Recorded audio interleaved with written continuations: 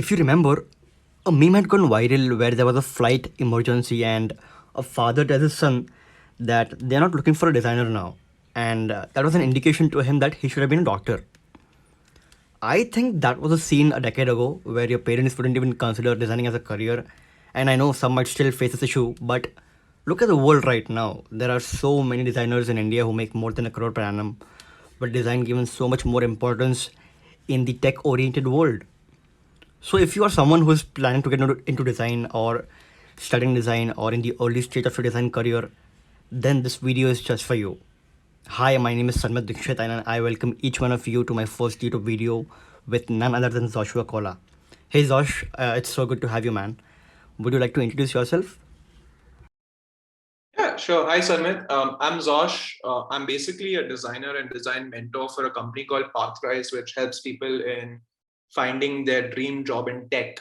And kind of as a designer out there, what my key responsibility is to focus on designing the learning management system, which is used by all the fellows in the program and their mentors. And I'm always trying to look for opportunities to basically see how I could reduce the pain points people are feeling in the job hunt, as well as in the interview process, potentially by maybe introducing a new feature or redesigning certain aspects of our platform. Because when people are looking for a job, it's really emotionally draining and mechanical as a process. So whatever could potentially alleviate that pain, I'm going to try and solve for that. So for example, a lot of people track their jobs in Excel spreadsheets, and tracking one job usually takes them 5 minutes to copy paste. And when they're applying to, let's say, 100 positions, the Excel spreadsheet is a pain to maintain. So one of the features which I helped design was a Chrome extension that allows people to track the jobs they apply to in just 2 steps, which literally take like 2 seconds. And it's an easy to maintain process now, and they actually get better insights because now they can see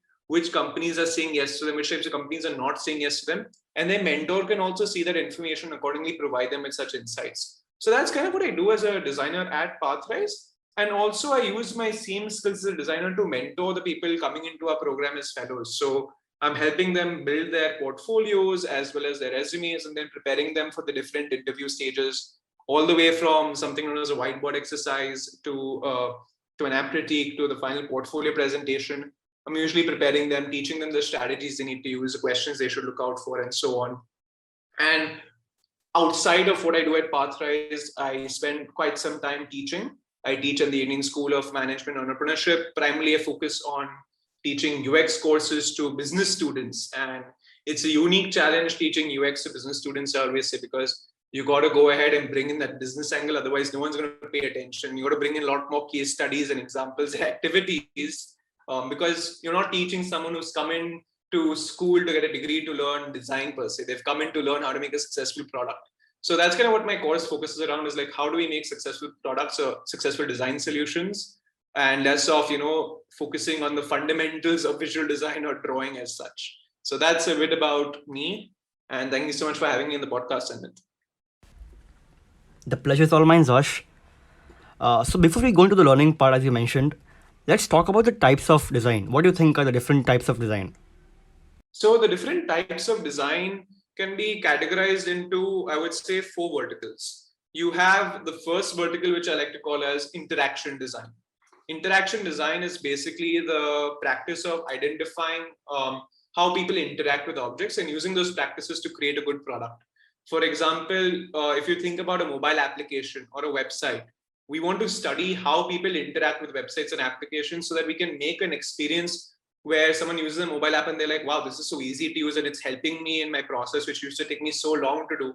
Now I can complete in a matter of minutes. So that's what interaction design really focuses on. So whenever anyone discusses interaction design, you should start to think about, someone who is designing, let's say, a mobile application or a website or some form of experience where you're interacting. Even it could be through voice, for example. Okay, but there's got to be some interaction in it, and it's really focused on overall flows, okay, and speeding up things, versus the next vertical, which is visual communication design.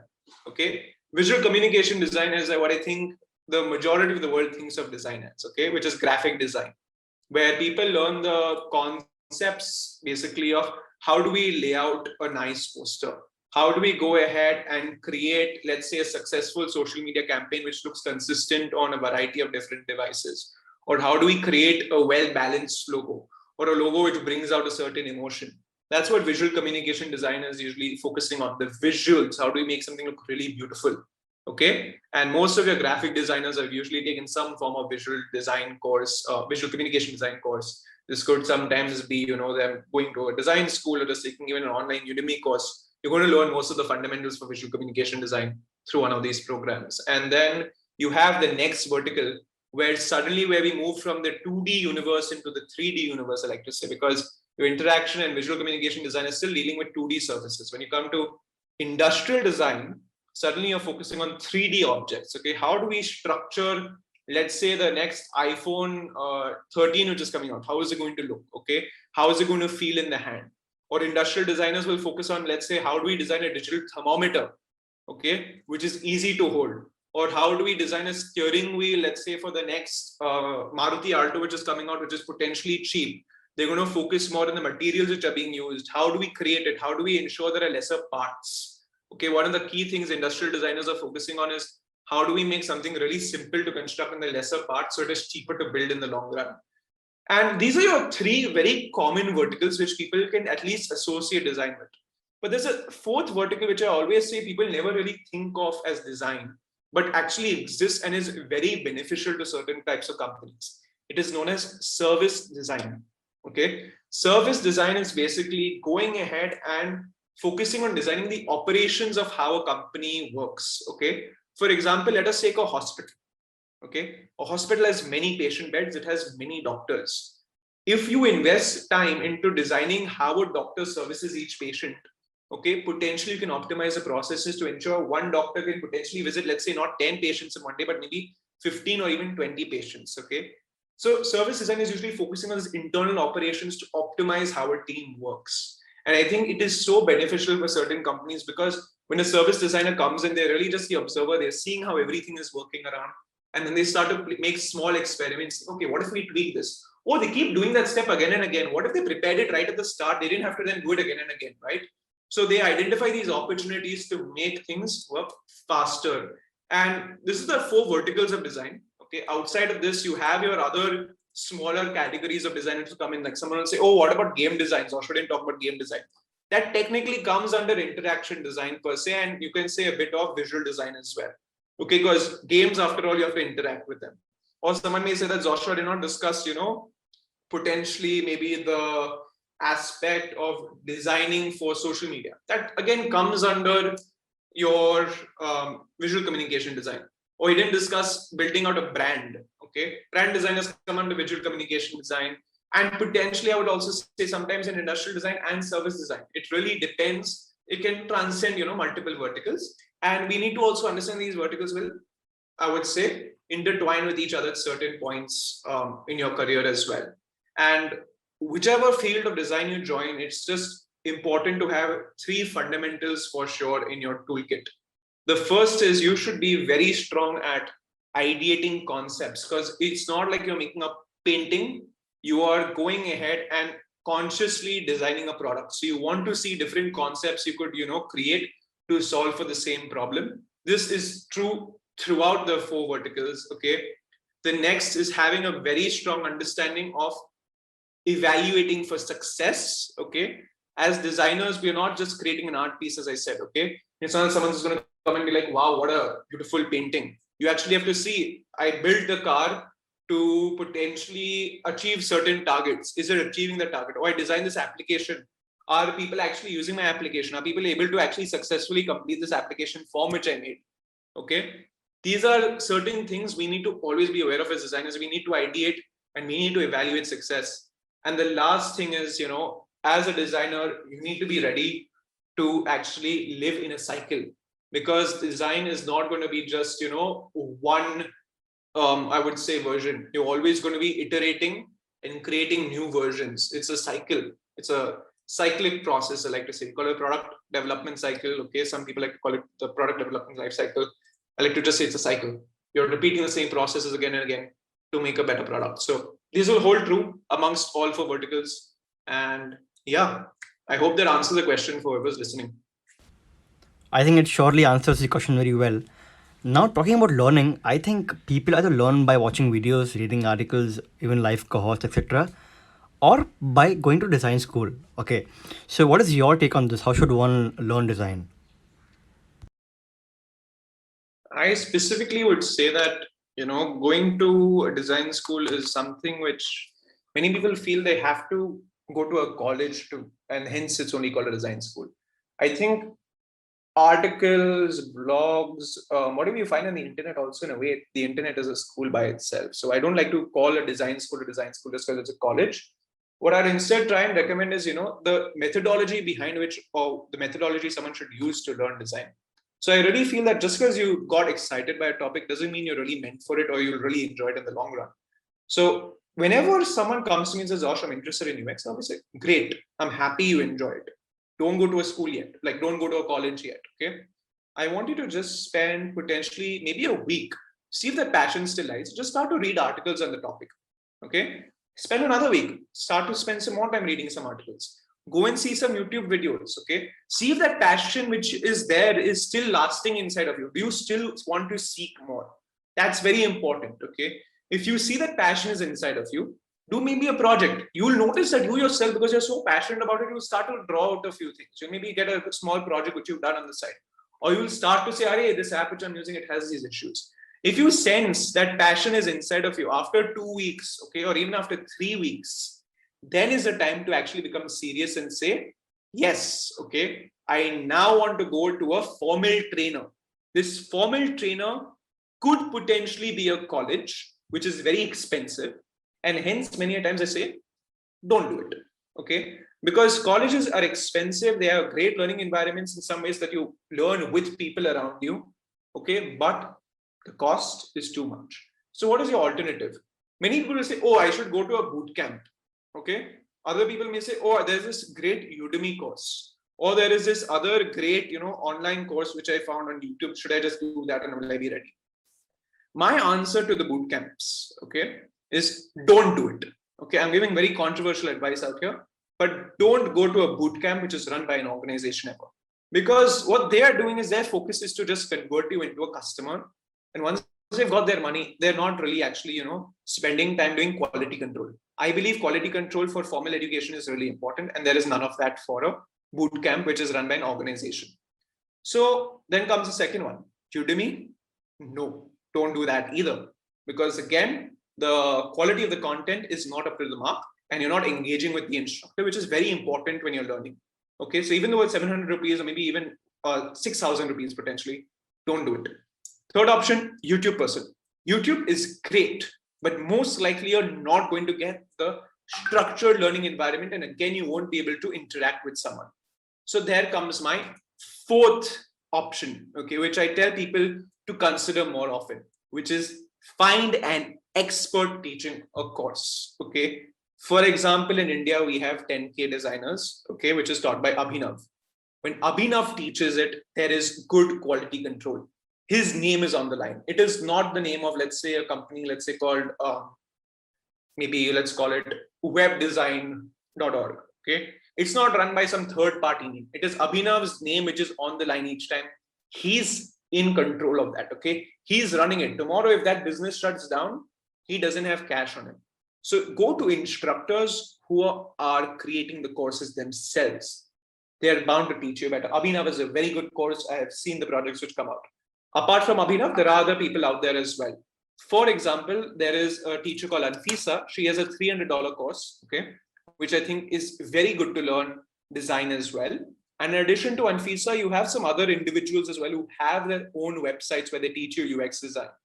Go to those instructors, see that they have a good reputation, see the student projects at the end, go to a designer in the industry, ping them on LinkedIn, ping me if you want to, and ask, does this project make sense? Okay. Is this a good course potentially? Ask someone to evaluate it. Most likely you will find the individual instructors will teach you UX in a much better manner as compared to the larger organizations. Yeah. And I hope that answers the question for those who want to self-learn. Okay. You can learn by yourself, no doubt, but go to a formal education person, go to an individual. It won't cost you too much as well. Like it will cost you maybe what, 30,000, maybe 60,000. So I know what Abhinav is currently charging. But you'll find other cheaper ones, right? The $300 course is 21,000, okay, and you're getting the same content most likely as compared to Abhinav. Slightly different learning environment, obviously, but still very good quality content. It's taught by an individual, okay, and they're interacting with you as well. Interesting. So now talking about tools, I have seen a lot of designer friends stick to Figma for design interface. And there are so many different tools out there for various different things. So how do you go about choosing the right one for you, and what are some popular names in the industry?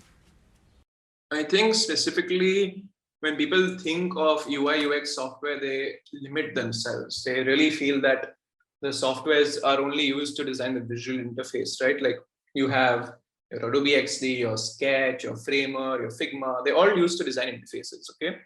Now, that is a very small subsegment of the UX process. UX focuses on a lot more than UI. Now, for the UI tools, I'm going to give a very fast answer. You should go forward with using either Figma or Sketch. Forget the others. They're not being used in the industry. Okay. Use tools which are always adopted by the industry.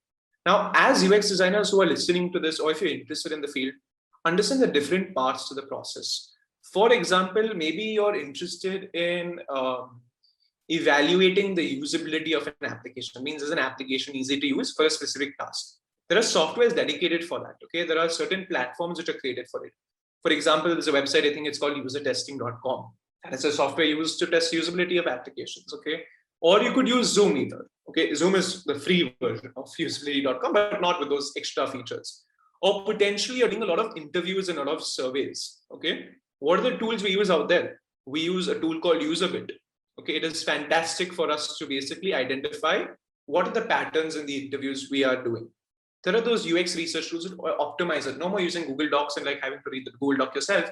There's a tool which will do it for you and identify the patterns. Or for example, maybe you've launched a website or a mobile application and you're really interested in seeing, are people using my mobile app? Are people going ahead and getting stuck at a certain point? There are certain UX softwares meant to analyze those kinds of situations. For example, there's a software known as Full Story. It is used by a lot of e-commerce platforms to identify which part of the checkout process could they potentially optimize. Okay, it is used to highlight, okay, on page number so and so, okay, or a part X of this process, someone got stuck. This is the feedback we keep collecting. Let's go and see a few of the recordings which our software is taking.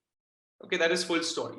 In addition to Full Story, some of the other analytic tools which people tend to use in the industry are Mixpanel as well as Google Analytics, which allow us to go ahead and track certain types of events. For example, through Mixpanel at Pathrise, we track, every click someone makes on the Pathrise platform, and we use it as a way to evaluate what parts of the platform are being used versus which parts of the platform are not being used, and when, at what time, and how often.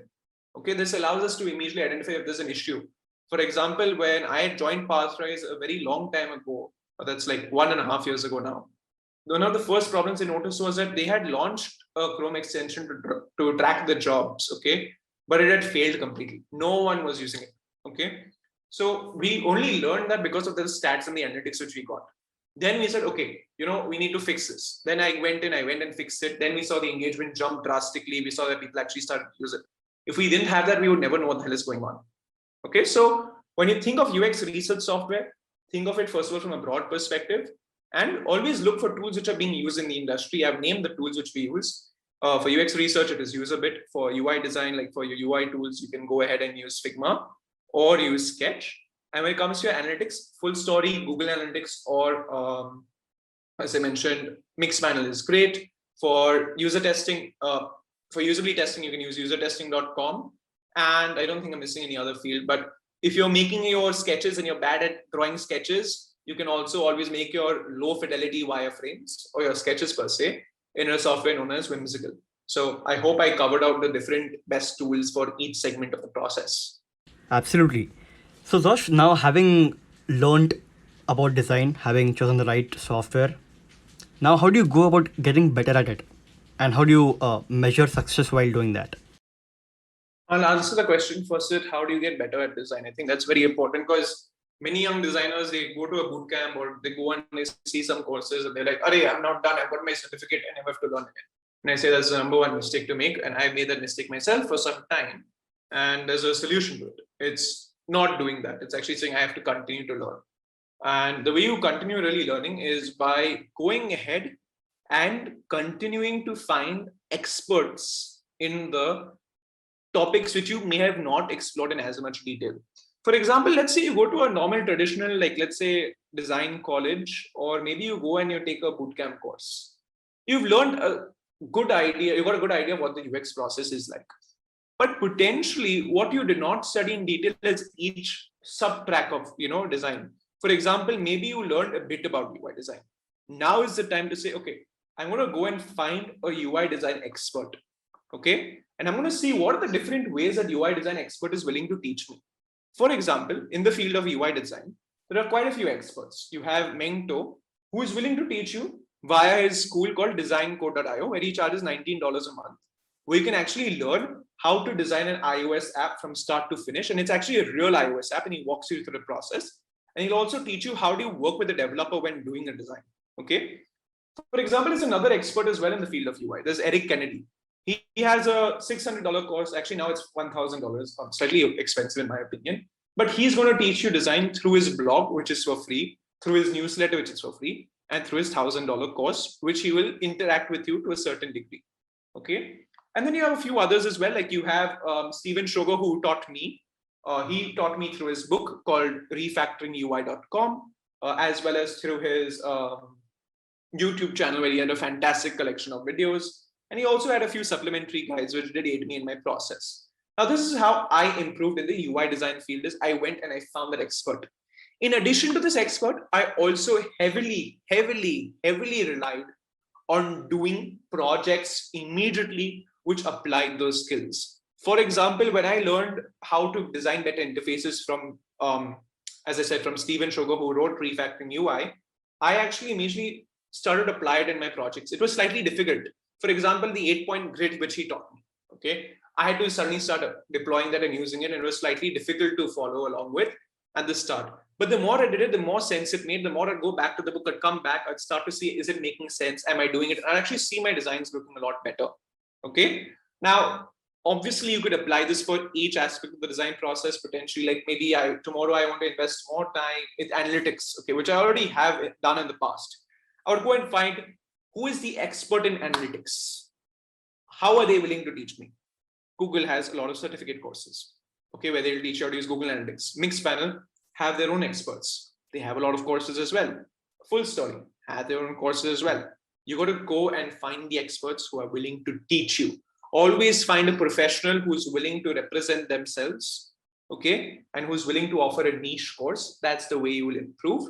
To answer your second question, which is specifically with respect to how do I measure success of any design and how do I measure if I'm learning more, you will start to see this traditionally in 3 ways. The first is, let's say if you decide to improve your design skills, you will potentially notice you're taking lesser time to do a process. Okay, that is a very important thing. Is like many designers, when they're very young, is they feel very stuck. They know it's not there, but then they just keep spending more and more time trying to get it there, though they have no idea what there is. And until they see it, they won't know it. Firstly, is what they always tell me.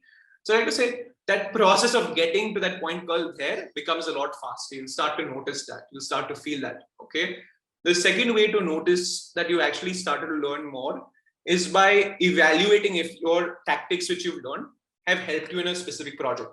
For example, let us say I learned how to make a design system through Mento's course. He has a course on making design systems. Okay. I'll actually go and make a design system for whichever client I'm currently working for. And I'll see, was it that beneficial? Did it take me lesser time actually to make my design? Yes or no? You'll automatically feel it. You can then calculate also. Last time I did a project for a client, how much time did it take me? Okay, it took me 5 hours. Now it is taking me 2 hours. It is more measurable, okay, potentially. And I think you can also potentially start to take a look at some other strategies. For example, maybe I took a course on how do I build a better landing page.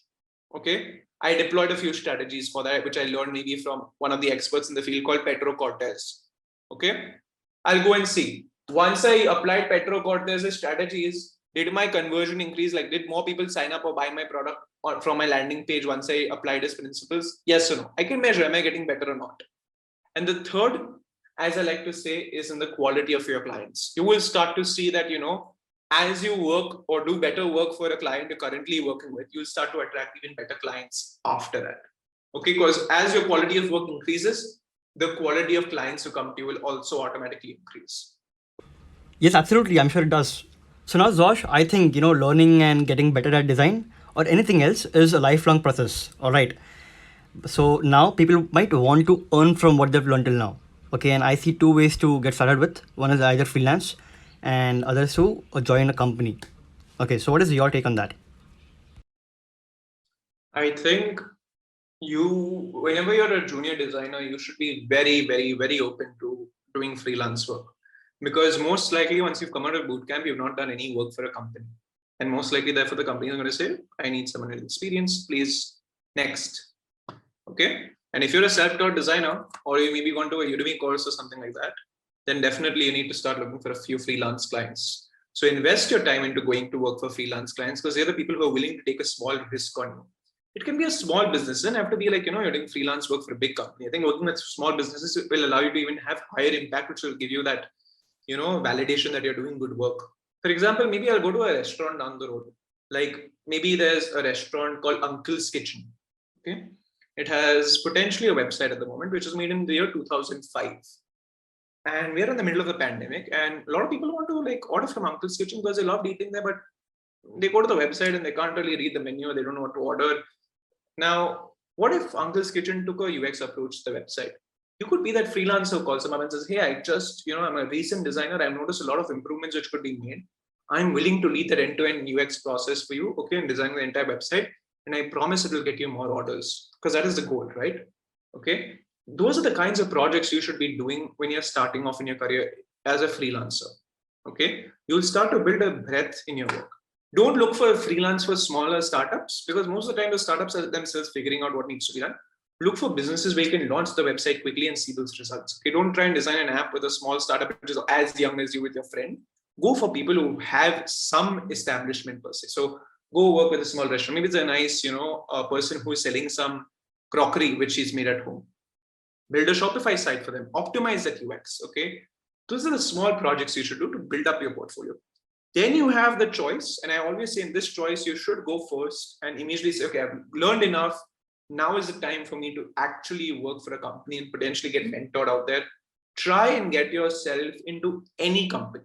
Okay, people will say, I want to go work at Google, Swiggy, big names. No need for that. You choose one company. Okay, you go work for them for 1 to 2 years. That is all I say. Go work for them for 1 to 2 years. You will learn different skills at each type of company in a different environment. It is important for you to work with people at that point and see how you can evolve a product which you're working on. Okay, don't just go for the big name. Look at smaller names as well. Look at that. Take it as a process of learning to work with people and building something over a long period of time. Once you've done that, then you return back to making a choice as to, did you really enjoy working for a company for 2 years? Or did you enjoy the time when you were a freelancer? Okay. You'll only realize this after those 2 years. Okay. You make a choice. Maybe you decide to work forward with the company. If you go forward with the company, understand it's going to be a long ladder to climb and it's going to take you time, but you'll have a very good salary, most likely, very stable job. There's no variation in the market. Okay. You go with the freelancer route. Sometimes it's great, sometimes it's not, but you'll be able to make more products. And I can personally say from my own experience that I definitely would lean more towards freelancing because I'll be able to work on more products. Potentially, if you work for a company in the United States, nothing against US companies, they'll give you a lot more time to do work which you could potentially do in potentially maybe, let's say 60% of the time they're giving to you. So you have 40% of your time still available to do side projects. And I would definitely, that's my strategy, I would say. So, Josh, as we spoke about freelance versus company, what, according to you, are some of the key things that every junior designer should have that sets them apart? I'll take an example from a junior designer who is currently working for me. I won't take the name. They are a very good designer. From the perspective, they're a very quick learner. Now, most junior designers I've happened to meet, I've interviewed quite a few as well, seen their portfolios. I've noticed that they tend to jump to the solution immediately, which I find particularly disturbing because I don't want you to jump into Figma. That's my number one thing is I don't want you to jump into Figma. I want you to actually just first take a look at the market. take a look at the competitors. What are my competitors doing? Okay. I want you to identify best practices for the interactions which they're using. Is there something which we should be aware of or we should catch? That is very important, which I don't see junior designers doing. And once they do that, please, if there's an existing client website, go and figure out what the key issues are. Okay. Talk to your users, do interviews with them. It's not that difficult to set up interviews, to be honest. Many people say, oh, we don't have time. It's not that time consuming. Go to your client, say, I want to talk to 3 of your customers. You come into the room for 1 hour, we'll talk to them. Something is better than nothing. Please capture that information, do a bit of research first. And even after that, many designers just settle on that one concept and that one solution, which really tends to, take them down a rabbit hole where they waste a lot of time. I like to say, please ideate the main concept of design, which is consistent throughout all, facets, all verticals, is that you got to ideate. Okay, you've got to explore different ways to solve for the same problem. Even if it's a home page, make 4 different versions of that home page. Then we can evaluate which version of that home page is going to meet our goal. Okay, because if you just make one version of the home page really quickly in Figma, it's not going to really help me. But if I can see 4 different variations that you made, then we can have a conversation about it. We can say, okay, here is how we could potentially meet this goal, but this other goal is not, this current design is not meeting that goal. What could we do for it? I got to see a bit of more exploration. And after that, when we shift into Figma, please, if you have not already, invest into learning how to use your UI tools well. Take a good UI course, because every junior designer in the field is expected many a times to actually deliver the final UI, because the senior designer is taking a much higher level approach. The entire product, they're focusing on designing multiple product features and leading the team. So they're going to give you a lot more UI responsibility. So you have to be at that level which they are already at. The only way you can do that is by investing into a few good UI design courses. Go learn from Mento, go learn from Pablo Stanley's YouTube channel. He has quite a few good UI courses. Okay, I can say that. He's kept it for free, thankfully. So go learn from either of these experts as to how to use Figma well. So when you join the company, you'll be in a good place. You'll be able to align your things well. You'll be able to space your buttons well. You'll be able to understand how to lay out a particular interface. You'll understand how to use design systems. You won't be recreating the same component each time. You'll only learn that through a UI course and then be able to apply it to the company. I will never hire a junior designer who's not comfortable using Figma, therefore, or who can use Figma but not in the correct way. That's very important. So it's not that I don't respect them. It's that I need them first to learn that. And if they learn it and then come back to me, sure, we can have a conversation again. In fact, the current person who I'm working with, okay, he actually went ahead and he initially learned Figma. Within 1 week, he was able to learn all the best practices. Still not there at my level yet, for sure. Okay, I have 5 years of experience. But now he's able to understand most of the things I need him to be aware of. And that's what most designers are aware of. So I've told you all where to go and learn it. More importantly, please ideate concepts. Like I saw that issue pop up today where they came to me with just one concept. I said, hey, you made this only one concept. You already designed the entire site in Figma. What about the concept ideations? And you look at the competitors like, oh yeah, you taught me, but I forgot to apply it. Okay. And that is exactly what is not expected. You should have done that. Okay. Perfect. Thank you so much, Zosh, for your time. Really appreciate that. All of you who want to know more about Zosh or follow him on social media, you can find his social links in the description. The next video is going to be about sales. So make sure you subscribe to the channel and like this video so that YouTube shows it to other people as well.